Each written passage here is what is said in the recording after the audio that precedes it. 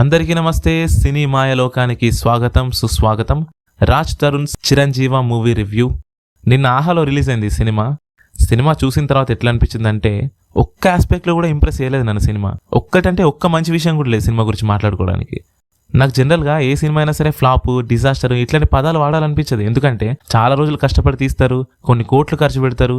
ఎందుకు ఇన్ని కోట్లు ఖర్చు పెట్టిన సినిమాని జస్ట్ లైట్ తీసుకున్నట్టు డిజాస్టర్ అని ఫ్లాప్ అని ఎందుకు అనడం అని చెప్పి నాకు అట్లా అనబుద్ధి కాదు. కానీ ఫస్ట్ టైం మన ఛానల్లో ఒక సినిమాని అవుట్ అండ్ అవుట్ రిజెక్ట్ చేసినట్టు చెప్పాలనిపించింది. ఎందుకంటే మనకు తెలుసు రాజ్ తరుణ్ ఈ మధ్య ఫామ్లో లేడు, తన స్క్రిప్ట్ సెలక్షన్ సరిగ్గా ఉంటలేదు, సినిమాలు చేస్తున్నాడు కానీ అవి చూడడానికి ఆడియన్స్ థియేటర్స్కి వస్తలేరు. ఇవన్నీ తెలిసినా అని కూడా మనం చూడాలనుకున్నామంటే ఈసారి అని సరే కంబ్యాక్ ఇస్తాడేమో అని చెప్పి నేను కూడా రాజ్ తరుణ్ యాంగిల్లో చూడాలనుకోలేదు సినిమాని. చూడాలనుకునేది డైరెక్టర్ అభినయ్ కృష్ణ కోసం, అదే మన జబర్దస్త్ అదిరే అభి ఫస్ట్ టైం డైరెక్షన్ చేస్తున్నాడు అంటే చూడాలనిపించింది. ఎందుకంటే వేణు వెళ్దండి కూడా జబర్దస్త్ ద్వారా ఫేమ్ తెచ్చుకొని తర్వాత డైరెక్టర్గా మారి బలగం లాంటి క్లాసిక్ ఇచ్చిండు కదా. అదిరే అభి కూడా మంచి కామెడీ సినిమా ఇస్తాడనుకున్నా, బట్ ఇవ్వలేకపోయాడు.